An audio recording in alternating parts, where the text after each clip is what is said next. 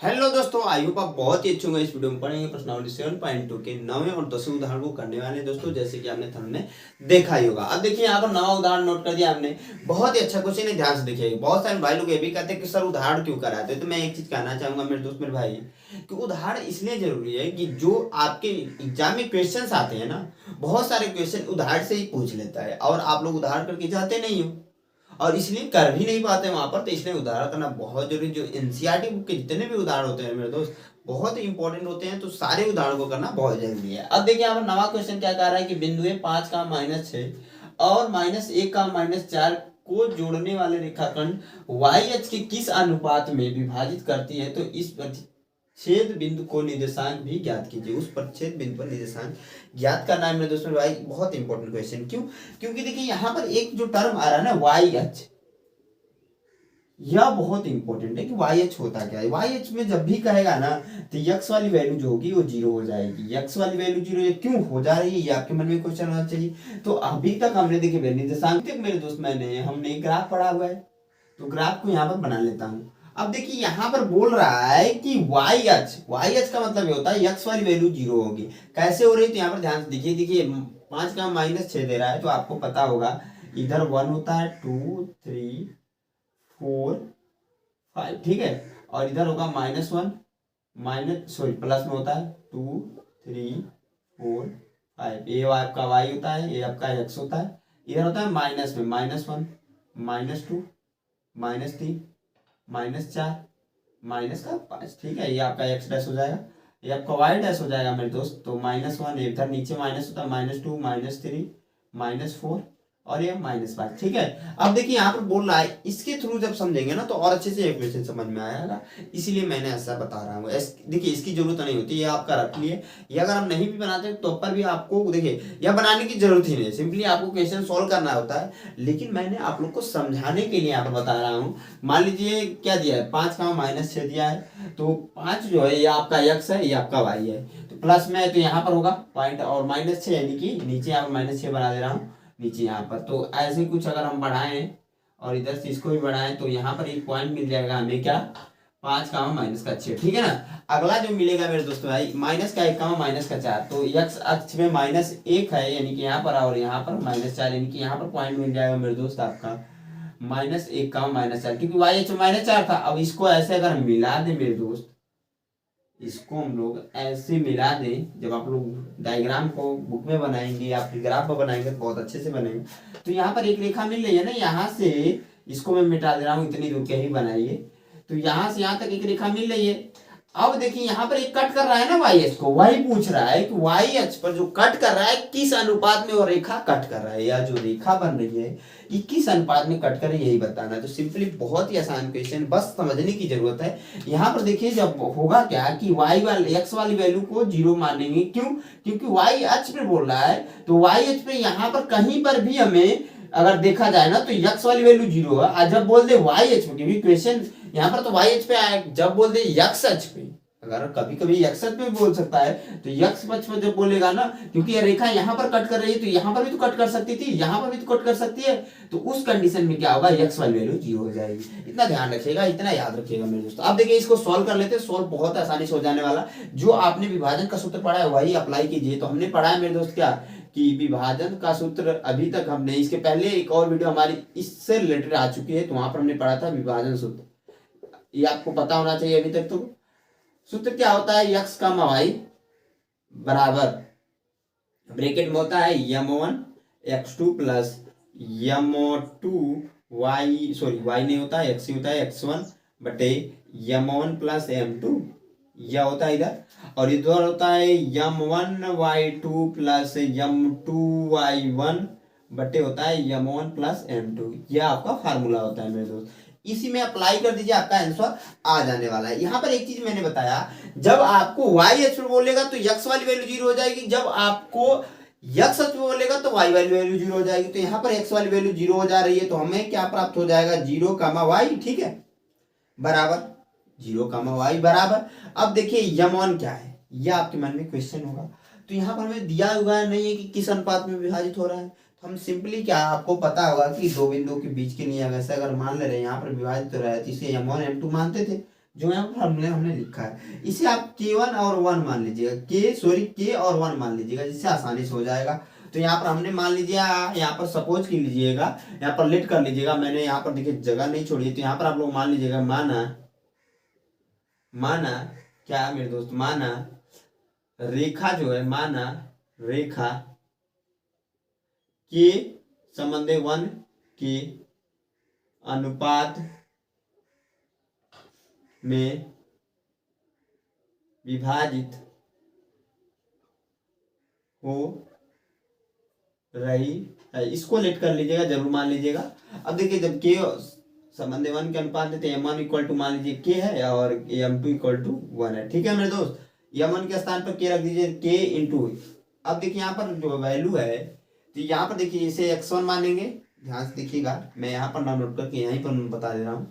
आप इसे x1, इसे y1, इसे x2, इसे y2, ठीक है, समझ में आ रहा है ना मेरे दोस्तों। अब देखिए बहुत ही आसानी से हो जाएगा, यहाँ पर क्या हो जाएगा, k इंटू x2 की वैल्यू क्या है, x2 की वैल्यू माइनस का 1 है, तो माइनस का 1 प्लस m2 की वैल्यू क्या है, m2 की वैल्यू यहाँ पर 1 है तो 1, और x1 की वैल्यू क्या है, 5 है तो 5, ठीक है, बट्टे m1 प्लस m2, तो m1 यानी कि k प्लस 1, ठीक है, कामा, क्योंकि देखिए जीरो हम लोगों ने इसलिए भी किया है मेरे दोस्तों भाई, इसकी जरूरत पड़ेगी हमें, समझ में आ रहा है ना, इसीलिए किया, और कुछ किसी और चीज के लिए इसकी जरूरत पड़ेगी, क्योंकि जब y x बोल रहा है ना, तो x वाली वैल्यू जीरो होगी, इतना ध्यान रखिए आप लोग। तो x वाली वैल्यू जीरो होगी, इसकी जरूरत पड़ने वाली है, कैसे, अभी देखिएगा ध्यान से, m1 की वैल्यू k है, और y2 की वैल्यू क्या है, माइनस का 4, तो माइनस का 4, और प्लस m2 की वैल्यू 1 है तो 1, और y1 की वैल्यू यहाँ पर देखिएगा माइनस का 6, तो माइनस का 6 रख देंगे, बटे k प्लस 1, ठीक है। इसको आगे और थोड़ा सा सॉल्व कर लेते हैं, तो यहाँ पर आ जाएगा 0 का y,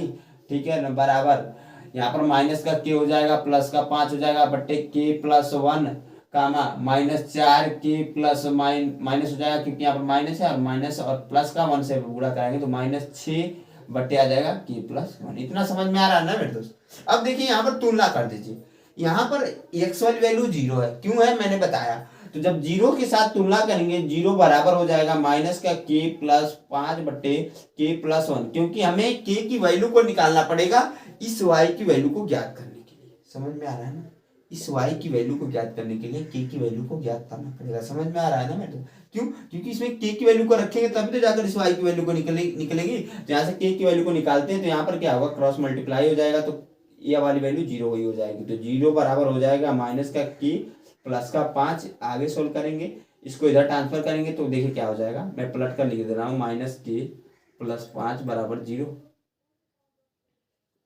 बराबर 0, तो माइनस k बराबर माइनस का 5, माइनस से माइनस कैंसिल, तो k बराबर 5, समझ में आ रहा है ना, k बराबर 5 कैसा है, क्योंकि माइनस से माइनस कैंसिल हो गया, इतना समझ में आ रहा है ना, तो k बराबर 5 आ गया, यहाँ पर 5 वैल्यू रख दीजिए, इन दोनों में वैल्यू को रख दीजिए और फाइंड आउट कर दीजिए, सोल्व कर दीजिए, कहने का मतलब इतना है मेरे दोस्त, आपका आंसर आ जाने वाला है।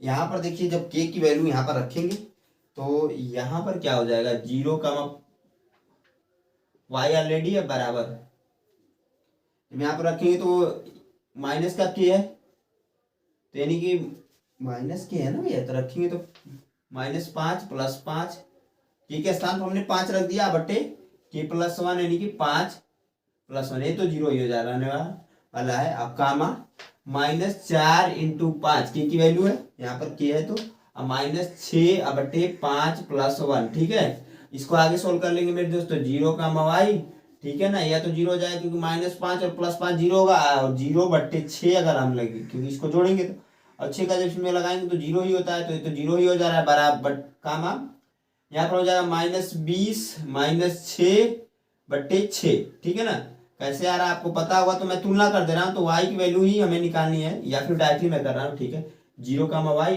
ठीक है ना, बराबर 0, यहाँ पर जुड़ेगा तो माइनस का 26 हो जाएगा, ये पता होगा, बट्टे 6 कटेंगे तो यह 3 आ जाएगा यहाँ पर, और ये 13 आ जाएगा, यानी कि आपका माइनस 13 बट्टे 3 आ जाएगा। यहाँ पर जो वैल्यू आएगी वो आपकी यह आ जाएगी, जो यहाँ पर पॉइंट आ रहा है मेरे दोस्त भाई, वो 13 बटे 3 आ जाए, जो हमसे पूछा था हमने बता दिया। आई होप आप लोग को समझ में आया, कहीं पर भी डाउट्स रहे तो हमेशा बोलता हूँ कमेंट बॉक्स में कमेंट करके जरूर पूछ लिया, बहुत ही आसान प्रश्न है, अगर आपको शुरू में समझ में आया कैसे हो रहा है, बाकी तो कैलकुलेशन है, कुछ है नहीं।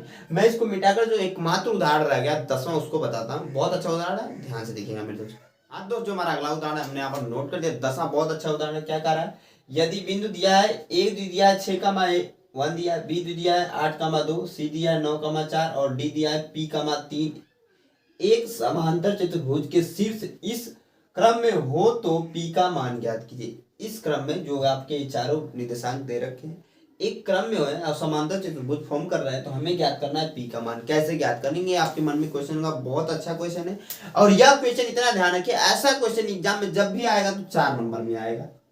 4 नंबर में आएगा, तो 4 नंबर का एक क्वेश्चन है। बहुत अच्छा क्वेश्चन है, आसानी से हो जाने वाला है। बस आपको ध्यान से सोचना है कि कैसे किया जा सकता है। तो समांतर चतुर्भुज की यहाँ पर एक चीज बोल दिया है कि समांतर चतुर्भुज है। तो समांतर चतुर्भुज कैसे बनता है, तो इतना ध्यान रखिए, समांतर चतुर्भुज में होता क्या कि सभी भुजाएं मेरे दोस्त समान होती है। समझ में आ रहा है ना, कि सभी भुजाएं क्या होती है मेरे दोस्त, समान होती है। आपको कि यस सर समान तो होती है, कि सभी भुजाएं समान होती है समांतर चतुर्भुज में, यह होता है कंडीशन है। समझ में आ रहा है ना। अब देखिए यहाँ पर मान लीजिए ए है, ठीक है, आपका 6,1, ये आपका बी है 8,2 और ये आपका सी है मेरे दोस्त 9,4 और ये आपका डी है P,3। ठीक है, यहाँ पर 2 विकर्ण बना लीजिए। मान लीजिए हमने ए से सी को भी बना लिया और डी से बी को बना लिया, मिला लिया। तो यहाँ पर देखिए दो जो विकर्ण होंगे ना, AC की वैल्यू जो है, विकर्ण की जो लंबाइयां होती है समांतर चतुर्भुज में बराबर होती है। यह इंपॉर्टेंट पॉइंट है, विकर्ण की जो लंबाइयां होती है मेरे दोस्त वह समांतर चतुर्भुज में बराबर होती है। तो AC बराबर हो जाएगा BD के। ठीक है, समझ में आ रहा है ना। AC बराबर हो जाएगा BD के। इसी के सारे सॉल्व करने वाले हैं। ने कहा कि AC यानी कि A वाला पॉइंट क्या है 6,1 है और C वाला पॉइंट क्या है 9,4 है। ये आपका x1 हो जाएगा इस कंडीशन में, x2 और सॉरी हाँ y1 हो जाएगा, x2 y2। ठीक है, और साथ में है BD, तो B क्या है आपका 8,3 2 है और D क्या है P,3 है। ठीक है, ये आपका है x1 y1 x2 y2 मेरे दोस्त। इतना समझ में आ रहा है ना। अब देखिए इसी के सारे सोल्व करने वाले विभाजन सूत्र को अप्लाई कीजिए, आसानी से सोल्व हो जाने वाला है। विभाजन सूत्र को अप्लाई करना पड़ेगा, आसानी से सोल्व हो जाने वाला है। एक चीज ध्यान रखना कि यहाँ पर एक चीज और नहीं दे रखा है, m1 की वैल्यू नहीं देखा है, m2 की वैल्यू नहीं दे रखा है, लेकिन m1 और m2 की वैल्यू बहुत आसानी से ज्ञात हो जाएगा। कैसे, तो यहाँ पर जो समांतर चतुर्भुज में क्या होता है, जो इंटरसेप्ट कर रहे हैं अगर दूसरे को काट रहे हैं ना, इसकी वैल्यू जितनी होगी यहां से यहां तक की वैल्यू मान लीजिए, वो मान ले रहे हैं जो डीओ की वैल्यू होगी ना वो बराबर होगी, डीओ की वैल्यू बराबर होगी बीओ की। यहां से यहां तक की दूरी और यहां से यहां तक की दूरी इक्वल होगी। साथ में एओ की जो वैल्यू होगी वो बराबर होगी सीओ के। यहां से यहां तक की दूरी और यहां से यहां तक की दूरी, क्योंकि समांतर चतुर्भुज में यह होता है कि जो इंटरसेप्ट करते हैं दोनों विकर्ण वो बराबर मिड पॉइंट एकदम, यहाँ से यहाँ इसकी दूरी और इसकी दूरी सेम हो जाएगी, इसकी दूरी सेम हो जाएगी। उस कंडीशन में आपको पता होगा मेरे दोस्त, जो ये अनुपात विभाजित हो रहा है ना वह 1:1 हो जाएंगे। क्योंकि आपको पता है, इधर देखिए इसके लिए अगर मान लीजिए ऐसे 2 इंटरसेप्ट पॉइंट्स हैं, आपका ए और सी दिया हुआ है, ऐसे बीच से जब काटेगा तो 1 संबंध 1 के अनुपात में विभाजित होगा, यह मैंने बताया था आपको। और साथ में इधर भी वही होगा, यहाँ पर भी 1 संबंध 1 के अनुपात में काटेगा। सी और आपका बी और डी के लिए भी, बी और डी के लिए भी। ये आपको समझ में आ रहा होगा, जब इसके पहले वाली वीडियो थी वहां पर बहुत अच्छे से मैंने डिस्कस किया था। अब देखिए यहाँ पर जो आपका फार्मूला तो वही अप्लाई हो जाएगा और आसानी से हो जाने वाला है। मिड पॉइंट का जो फार्मूला है ना वो अप्लाई कीजिएगा, आसानी से हो जाएगा, क्योंकि मिड पॉइंट का फार्मूला अप्लाई कर देंगे मेरे दोस्त। पहला वीडियो बहुत जरूरी है, जाकर आप लोग देखिएगा 7.2 के लिए जो पहला वीडियो थी मेरे ना, वह जाकर जरूर देखिए, बहुत इंपॉर्टेंट वीडियो है। तो देखिए यहाँ पर क्या हो जाएगा, जो मिड पॉइंट जो मध्य बिंदु के लिए फार्मूला होता है, यहाँ पर मैं नोट कर दूंगा, मध्य बिंदु सूत्र क्या होता है, तो होता है आपका x1, आपका जो फार्मूला होता था x, y, ठीक है, बराबर होता है x1 प्लस x2/2 और y1 प्लस y2/2। यह बहुत आसान फार्मूला होता है, इसी को अप्लाई कर देंगे जल्दी से हो जाएगा ना। तो यहाँ पर x, y है, तो इसको अभी के लिए भूल जाइए, यह दोनों वैल्यू बराबर है। AC की वैल्यू भी बराबर है बी डी की। ए सी की वैल्यू यहाँ से यहाँ तक की दूरी जो निकालेंगे, यहाँ से यहाँ तक की दूरी बराबर है बी डी के, तो अप्लाई कीजिए डायरेक्टली। तो अप्लाई कर देंगे मेरे दोस्त, तो हो जाएगा आपका x1 की वैल्यू क्या है, यहाँ पर देखिएगा ध्यान से, ए बी के लिए देख रहे हैं, इतना ध्यान, ठीक है, ए सी के लिए हम लोग देख रहे हैं, ठीक है, ए सी के लिए हम लोग देख रहे हैं। तो x1 की वैल्यू 6 है तो 6 प्लस x2 की वैल्यू क्या है 9 है तो 9 बट्टे 2 कामा y1 की वैल्यू 1 है तो 1 प्लस y2 की वैल्यू क्या है 4 है तो 4 बट्टे 2, ठीक है। आगे कर लेंगे मेरे दोस्त, तो आगे हो जाएगा, देखिए यहाँ पर हो जाएगा 15 बट्टे 2 कामा 5 बट्टे 2, ठीक है ना। बस इतना ध्यान रखिएगा। आगे सॉल्व करेंगे, बी सी की वैल्यू निकालेंगे। बी सी के लिए भी यही सेम फार्मूला अप्लाई हो जाएगा। तो बी सी के लिए जब अप्लाई कर रहे हैं तो यहाँ पर क्या होगा x1 प्लस x2, x1 की वैल्यू 8 है तो 8 प्लस x2 की वैल्यू p है तो p बट्टे 2 कामा y1 की वैल्यू 3 2 है और y2 की वैल्यू 3 है तो बट्टे 3 बट्टे 2, क्योंकि y2 की वैल्यू भैया 3 ही है तो है वही रख लेंगे। यहाँ पर बी सी इक्वल टू आ जाएगा आपका, बी सी इक्वल टू आ जाएगा मेरे दोस्त 8 प्लस पी बट्टे 2 और बराबर हो जाएगा 5 बट्टे 2, ठीक है ना। इतना समझ में आया कैसे हमने निकाला है। अब देखिए मेरे दोस्त आगे सॉल्व कर लेंगे। मैं इसको मिटा देता हूँ, इसकी जरूरत नहीं है, लिखने की भी जरूरत नहीं है, तो मैं मिटा देता हूँ क्योंकि जगह की कमी पड़ रही है मेरे दोस्त हमारे पास। यहाँ पर हमने बताया कि जब समांतर चतुर्भुज है दोनों विकट की लंबाई बराबर होगी, एसी बराबर होगा बीडी के। जब ये बराबर है तो एसी की वैल्यू क्या है मेरे दोस्त, यहाँ पर देखिएगा 15 बट्टे 2 है और साथ में है 5 बट्टे 2 बराबर काम में रहेगा ऐसे। और यहाँ पर है 8 प्लस पी बट्टे 2 कामा 5 बट्टे 2, ठीक है।